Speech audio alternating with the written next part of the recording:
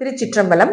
தென்னாடுடைய சிவனையை போற்றி எந்நாட்டவருக்கும் இறைவா போற்றி. அனைவருக்கும் வணக்கம். நாம இன்னைக்கு பார்க்கக்கூடிய பதிவு என்னன்னு பாத்தீங்கன்னா, ஆகஸ்ட் மாத பலன்களை பத்தி தான் நம்ம பார்க்க போறோம். அதற்கு முன்னாடி நம்மளுடைய சேனலையும் சப்ஸ்கிரைப் பண்ணிக்கோங்க. இந்த பதிவுகளை உங்களுடைய நண்பர்கள் உறவினருக்கும் ஷேர் பண்ணிக்கோங்க. முதல்ல இந்த மாதத்துல என்னென்ன கிரகங்கள் மாறுறாங்க அப்படிங்கறத நம்ம பார்க்கலாம். முதல் கிரகமாக சுக்கிரனை நம்ம எடுத்துக்கலாம். சுப கிரகமாக இருக்கக்கூடிய சுக்கிர பகவான் இத்தனை நாளா பாத்துட்டீங்கன்னா ரிஷபத்துல இருந்தார். இப்போ மிதுன வீட்டுக்கு குருவோட சேரப்போகிறார். சுக்கிரன் அப்படின்னு சொல்லக்கூடியவர் அசுரகுரு, குரு அப்படின்னு சொல்லக்கூடியவர் தேவகுரு. இவங்க ரெண்டு பேருமே ஒரு டீம் பார்ட்னர் தான், டீம் லீடர்னு நம்ம சொல்லுவோம். இப்ப இவங்க ரெண்டு பேருமே ஒரே இடத்துல மாறக்கூடிய ஒரு காலகட்டங்கள்ல, அதுவும் சுக்கிரன் பாருங்க 20ஆம் தேதி வரைக்கும் தான் குருவோட இருக்க போகிறார். அதற்கு மேல பாத்தீங்கன்னா கடக வீட்டுக்கு வந்துடுவார். இந்த 20 நாட்கள் ஒரு சில ஜாதகத்துக்கு மிகுந்த யோகத்தை கொடுப்பார். ஏன்னா சுக்கிரன் அப்படின்னு சொல்லக்கூடியவர் யாருன்னு பாத்துட்டீங்கன்னா, மாதம் மாதம் வரக்கூடிய பணம், திடீர் பண வரவுகள், திடீர்னு வரக்கூடிய பணம் எல்லாமே சுக்கிரன்.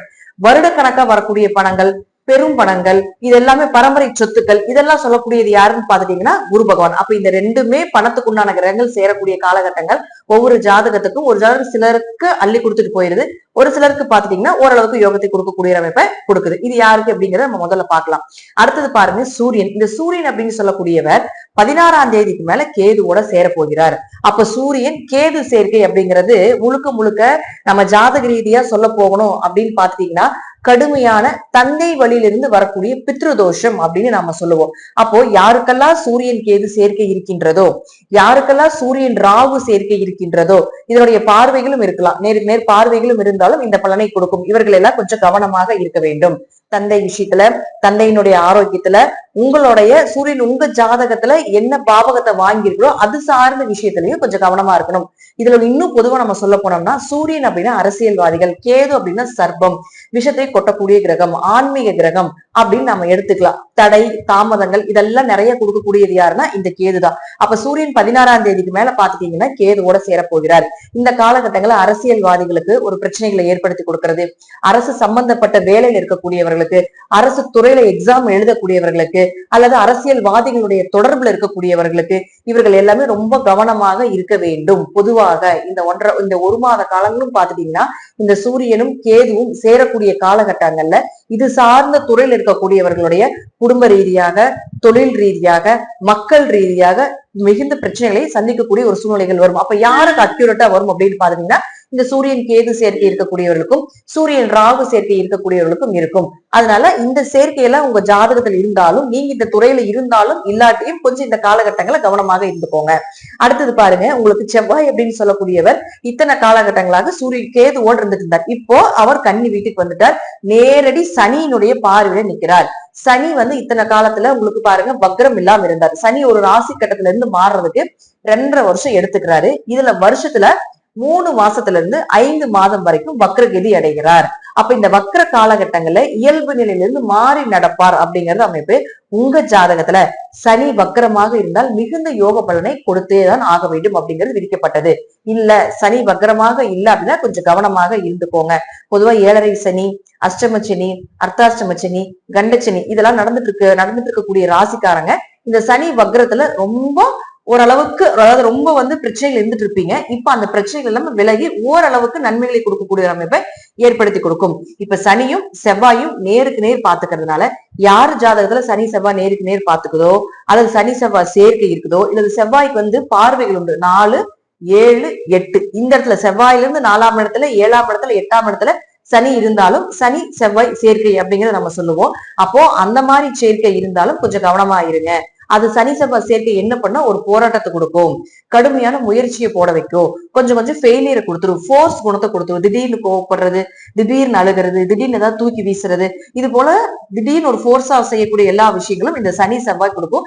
இன்னும் நம்ம தனிப்பட்ட ஜாதத்துல பார்க்கும்பொழுது இன்னும் நம்ம முழுமையா எடுத்துக்கலாம். இப்ப பொதுவாக இந்த மாதத்துல இந்த கிரகங்கள் தான் மாற போறாங்க. அதனால உங்க ஜாதகத்துல இந்த கிரகங்கள் மாறக்கூடிய கட்டங்கள் என்ன அப்படிங்கறத பார்த்துட்டு நம்ம தனிப்பட்ட முறையில ஒவ்வொரு ஜாதகத்துக்கும் நம்ம அனலைஸ் பண்ணலாம். கும்ப ராசிக்குண்டான ஆகஸ்ட் மாத பலன்களை பத்தி பார்க்கலாம். கும்ப ராசியை பொறுத்த வரைக்கும் பாத்துட்டீங்கன்னா, உங்களுடைய ராசி அதிபதி சனி பகவானே. சனி பகவான் இந்த மாதம் வக்ரகதி அடைந்து நவம்பர் மாசம் வரைக்கும் வக்ரத்துல இருக்க போறார். உங்க ஜாதகத்துல சனி வக்ரமாக இருந்தால் இந்த 7.5 சனியினுடைய தாக்கம் முற்றிலும் குறைக்கப்படும். ஏன் அப்படின்னு பாத்துட்டீங்கன்னா, உங்க ராசி அதிபதி சனி அவர் போய் 2ல வக்கரமாகும் பொழுது குருவினுடைய பார்வை வேற உங்க ராசிக்கு இருக்கு. அதனால ஓரளவுக்கு பண வளர்ச்சி, பொருளாதார வளர்ச்சி, குடும்ப தேவைகளை பூர்த்தி பண்றது, உங்க பேச்சுக்கு ஒரு மதிப்பு மரியாதை. ஏன்னா 7 சனிகளா உங்க பேச்சுக்கெல்லாம் மதிப்பு மரியாதை இருந்திருக்காது. அவமானப்பட வேண்டிய சூழ்நிலைகள்லாம் ஜென்மசனியில் நிறைய கொடுத்திருப்பார். இப்ப அதற்கெல்லாம் ஒரு நல்ல தீர்வு இதெல்லாம் ஏற்படுத்தி கொடுப்பார். 2ஆம் இடத்துல வக்ரம் ஆகும்பொழுது கண்டிப்பாக உங்களுக்கு பண தடைகள் ஏதாவது இருந்ததுன்னா அதெல்லாம் விலகிறதுக்கு உண்டான வாய்ப்புகள் உண்டு. உங்க ஜாதகத்துல சனி வக்கரமாக இல்லை என்றால் கொஞ்சம் பணம் சார்ந்த விஷயத்துல, குடும்பம் சார்ந்த விஷயத்துல, குடும்ப அந்யூன்யங்கள் சார்ந்த விஷயத்துல, ஒருத்தருக்கு பணம் வாங்கி கொடுக்கறது, ஜாமீன் கையெழுத்து போடுற விஷயத்துல கொஞ்சம் கவனமா இருங்க. இருப்பினும் ஏழரை சனியினுடைய தாக்கம் வக்கரமாக இருந்தாலும், உங்க ஜாதகத்துல வக்கரம் இல்லாம இருந்தாலும் ஓரளவுக்கு பாதிப்புகளை நிச்சயமாக குறைத்து கொடுப்பார். அடுத்தது செவ்வாய். செவ்வாயை பொறுத்த வரைக்கும் உங்களுடைய ராசிக்கு 3 மற்றும் 10ஆம் அதிபதி இத்தனை காலகட்டமா கேதுவோட சேர்ந்துட்டு இருந்தார். அப்ப முயற்சிகள் தடைபட்டு போறது, அதே போல உங்க கூட பிறந்தவர்களால ஒரு மனக்கசப்புகள் ஏற்பட்டிருக்கிறது, அல்லது அவங்க குடும்பத்துல ஏதாவது பிரச்சனைகள் வந்தது, தொழில் வளர்ச்சி கொஞ்சம் குறைஞ்சது, தொழில் என்னதான் ஹார்ட் எஃபர்ட் போட்டாலும் கூட அதுல பெருசா லாபம் இல்லாம இருந்ததெல்லாம் உங்களுக்கு கேதுவோட கடந்த மாசத்துல செவ்வாய் இருந்தப்போ நடந்திருக்கும். இப்போ செவ்வாய் உங்களுக்கு ஆகஸ்ட் மாசத்துல உங்களுடைய ராசிக்கு இருக்கக்கூடிய இடத்துல இருந்து 8ஆம் இடத்துக்கு வந்துட்டார். அப்ப கேதுவோட இருக்கிறப்ப ரொம்ப பிரச்சனை. இப்ப 8ங்கிறது பெரிய பிரச்சனையை கொடுக்காது. அப்ப இன்னுமே பாத்துட்டீங்கன்னா கொஞ்சம் தொழில் வளர்ச்சிகளை கொஞ்சம் கவனமா இருங்க. புதிய இன்வெஸ்ட்மெண்ட், புதிய முதலீடுகள் போட வேண்டாம். இந்த காலகட்டங்கள ஹார்ட் எஃபர்ட் போட்டீங்கன்னா, கடின உழைப்ப போட்டீங்கன்னா ஓரளவுக்கு பண வரவுகள் உண்டு அப்படிங்கிற அமைப்பு உண்டு. இருப்பினும் உங்களுக்கு அந்த இடத்துல கேதுவோட நிறைய தடை தாமத்தை கொடுத்த அளவுக்கு இந்த செவ்வாய் இங்க இருக்கும் பொழுது கொடுக்காது அப்படிங்கறத முற்றிலும் உண்மை. ஜாதகத்துல தசாபுத்திகள் நல்லா இருந்ததுன்னா திடீர் பணவரவுகள், திடீர், ஏன்னா 8ஆம் இடங்கிறது திடீர் பணவரவு, திடீர் அதிர்ஷ்டங்கள். அப்ப அந்த 8ஆம் இடத்துக்கு போய் நிற்கும் பொழுது திடீர் பணவரவு, திடீர் அதிர்ஷ்டங்கள் இதெல்லாம் தொழில் ரீதியாக உங்களுக்கு ஏற்படுத்தி கொடுப்பார். புதுசா இன்வெஸ்ட்மெண்ட் வேண்டாம், இம்போர்ட் எக்ஸ்போர்ட் சம்பந்தப்பட்ட பிசினஸும் இந்த காலகட்டங்கள்ல வேண்டாம். அடுத்தது சுக்கிரன். சுக்கிரனை பொறுத்த வரைக்கும் 4 மற்றும் 9ஆம் அதிபதியான சுக்கிரன் 5ஆம் வீட்டுக்கு போகிறார்.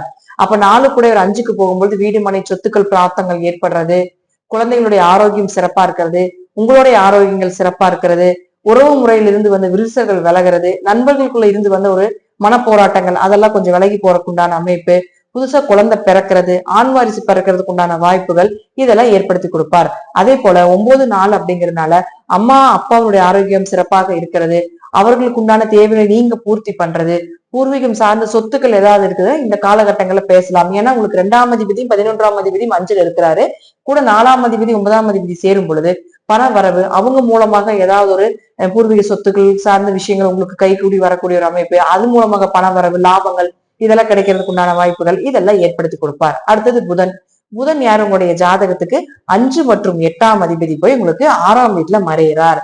என்னதான் 4ஆம் அதிபதி 5ஆம் வீட்டுல போனாலும் 5 கூட ஒரு 6க்கு வரும்போது கொஞ்சம் குழந்தைகளுக்காக ஒரு கடன் வாங்க வேண்டியதாகவோ, அல்லது குழந்தைகள் ரீதியாக கொஞ்சம் மனக்கசப்புகளோ, ஏதாவது ஒரு தடைக்கு அப்புறம் ஒரு வளர்ச்சியை கொடுக்கக்கூடிய அமைப்போ ஏற்படுத்தி கொடுப்பார். கடன் அடைக்கிறது, புதியதாக வேலை வாய்ப்புகள் கிடைப்பது, வேலை செய்யக்கூடிய இடத்துக்கள்ல உங்களுக்கு ஒரு நல்ல மதிப்பு மரியாதை கொடுப்பது அதெல்லாம் ஏற்படுத்தி கொடுப்பார். ஆனா இருந்தாலும் அவர் 8ஆம் அதிபதியாக இருக்கிறதுனால கொஞ்சம் உங்க உடம்ப இன்னும் கொஞ்சம் கவனமா பாத்துக்கோங்க அப்படிங்கறத இந்த காலகட்டங்கள்ல இந்த கும்பத்துக்கு உண்டான ஒரு பலன். அடுத்தது சூரியன். சூரியனை பொறுத்த வரைக்கும் பாத்தீங்கன்னா சூரியன் யார்? உங்களுக்கு 7ஆம் அதிபதி, கணவன் மனைவி பார்ட்னர் கூட தொழில் பண்றது இதெல்லாம் சொல்லக்கூடிய ஒரு கிரகம். அவர் 6ஆம் வீட்டுல 16ஆம் தேதி வரைக்கும் இருக்காரு. அப்ப கணவன் மனைவில கொஞ்சம் அண்டர்ஸ்டாண்டிங் குறைவா தான் இருக்கும் 16ஆம் தேதி வரைக்கும். அதற்கு மேல பாத்துட்டீங்கன்னா உங்களுக்கு கேதுவோடு இருக்கும் பொழுது தேவையில்லாத பேச்சுவார்த்தைகளை வைத்துக் கொள்ள வேண்டாம், தேவையில்லாத மனப்போராட்டங்கள் ஏற்படும். அதே போல புதிய வரன்கள் தேர்ந்தெடுக்க வேண்டாம். புதிய வரன் பார்க்க போனீங்கன்னாலும் கொஞ்சம் கவனமா இருங்க, ஏன்னா அதுல ஒரு மனக்கசப்புகளை ஏற்படுத்தி கொடுப்பாரு. பொதுவா பணவரவு, பொருளாதார வளர்ச்சி இதெல்லாம் சிறப்பா இருக்கும். கேதுவோட எந்த கிரகம் சேரும்போது அது சார்ந்த ஞானத்தை கொடுப்பாருன்னு அர்த்தம். அப்ப குடும்பத்துக்குள்ள பிரச்சனை வருதா? அப்ப பிரச்சனை வராம இருக்கிறதுக்கு என்ன பண்ணலாம், அதுல அடுத்த கட்டத்துக்கு போறதுக்கு உண்டான வழிகள் என்ன அப்படிங்கிற எல்லா விஷயத்தையும் கொடுப்பாரு. புதுசா பார்ட்னர் போட்டு தொழில் பண்ணாம இருக்கலாம். அதே போல பார்ட்னர் நீங்க முதலே போட்டு தொழில் பண்ணிட்டு இருக்கீங்க அப்படின்னா அதுல கொஞ்சம் என்ன பண்றீங்க, ஏது பண்றீங்க அப்படிங்கிறதுக்கு ஒரு முறைக்கு பல முறை யோசித்து செய்வது என்பது சிறப்பான விஷயமாக இருக்கும். சூரியன் உங்களுடைய ராசியை பார்க்கறதுனாலையும், குரு உங்களுடைய ராசியை பார்க்கறதுனாலையும் கோவில் கட்டுமான பணிக்கு உதவுறது, அதே போல நிறைய தீர்த்த யாத்திரை போயிட்டு வர்றது, ஆன்மீக வழிபாட்டுக்கு செலவு செய்வது, தான தர்மங்கள் நிறைய செய்யறது, அன்னதானம் பண்றது இதெல்லாம் இந்த மாதம் கும்பத்துக்கு நிச்சயமாக நடந்தே தீரும் அப்படிங்கிறது இந்த மாதத்தினுண்டான பலன். பணவரவு உங்களுடைய ஜாதகத்துல சனி வக்கரமாக இருந்தால் நிச்சயமாக குடும்ப தேவைகள் பண வரவுகள்லாம் உண்டு. வக்கரமாக இல்லைன்னா எதை செய்தாலும் ஓரளவுக்கு பார்த்து கவனமாக நிதானமாக செய்ய வேண்டும் அப்படிங்கறதுதான் கும்பத்துக்கு உண்டான இந்த மாத பலன்களாகும். இப்போ நாம என்ன நடக்கும் அப்படிங்கிற பலன்களை சொல்லியாச்சு. இப்போ என்ன செய்யலாம் அப்படிங்கிறது நன்மைகளும் உண்டு, தீமைகளும் உண்டு. அப்ப என்ன செய்யலாம் அப்படின்னு பாத்துட்டீங்கன்னா, உங்க ஜாதகத்துல என்ன திசை நடக்குதோ அந்த திசைக்குண்டான தெய்வத்தை வழிபாடு செய்வது, அந்த திசைக்குண்டான தெய்வத்தை சரணாகதி அடைவதை தவிர வேறு வழி இல்லை அப்படிங்கிறது ஒரு விஷயம். அதே போல எலரிசனி, கண்டச்சனி, அஷ்டமச்சனி காலகட்டங்கள்ல சிவன் வழிபாடும் பைரவர் வழிபாடும் அதே போல ஆஞ்சநேயர் வழிபாடும் பெருமாள் வழிபாடும் செய்து கொள்வது என்பது ஒரு சிறப்பான விஷயமாக இருக்கும். நடப்பதை யாராலையும் தடுக்கவே முடியாது. வழிபாடுகள் மூலமாக நமக்கு வரக்கூடிய பிரச்சனைகளை குறைத்து கொள்ளலாம் அப்படிங்கறத முற்றிலும் உண்மை. அவரவர்கள் கர்மாக்கு தகுந்தது போல, வழிபாடுகளுக்கு தகுந்தது போல, ஜாதகத்தின் பலத்துக்கு தகுந்தது போல, ஒரு சிலர் ஜாதகத்துக்கு பாத்துட்டீங்கன்னா நல்ல பலமான ஜாதகமாக இருந்ததுன்னா நிறைய பிரச்சனைகள் வந்தாலும் சமாளிச்சுக்குவாங்க. ஒரு சில ஜாதகங்கள் பாத்துட்டீங்கன்னா பலமே இருக்காது, சின்ன சின்ன விஷயத்துக்கு கூட டிப்ரெஷன் ஆகுவாங்க. சின்ன சின்ன விஷயத்துல கூட அவங்க பணத்தை இழந்து தன்னுடைய சொத்துக்களை இழக்கக்கூடிய சூழ்நிலைகள் கூட வரும். ஆனால் என்ன இருந்தாலும் ஜாதகத்துல கர்மா ரீதியாக நடப்பது நடந்தே தீரும் அப்படிங்கறதுல மாற்று கருத்துக்கள் கிடையாது. இறைவனை சரணாகதி அடையும் பொழுது வரக்கூடிய, அதாவது பெருசா வரக்கூடிய பிரச்சனைகள் மலையாட்ட வரக்கூடிய பிரச்சனைகள் பணியாட்ட விலகி விடும் அப்படிங்கிறதா முற்றிலும் உண்மை. அதனால பயப்பட தேவைகள் இல்லை. உங்க ஜாதக ரீதியாகவும் உங்க தசாபுதிகள் ரீதியாகவும் உங்க ஜாதகத்தில் இருக்கக்கூடிய கிரகங்கள் ரீதியாகவும் நான் சொல்லக்கூடிய இந்த கருத்துக்கள் எல்லாமே சிறிது மாறுபடலாம். இந்த மாதம் இது எல்லாமே நடந்துச்சா, நான் சொல்லக்கூடிய கருத்துக்கள் எல்லாமே உங்க வாழ்க்கையில நடந்ததா அப்படிங்கிறத நம்மளுடைய கமெண்ட்லயே நீங்க பதிவு பண்ணலாம். நன்றி. மீண்டும் ஒரு நல்ல பதிவுல சந்திக்கலாம். திருச்சிற்றம்பலம், தில்லையம்பலம், ஸ்ரீ நரசிம்ம திருவடிகளே சரணம்.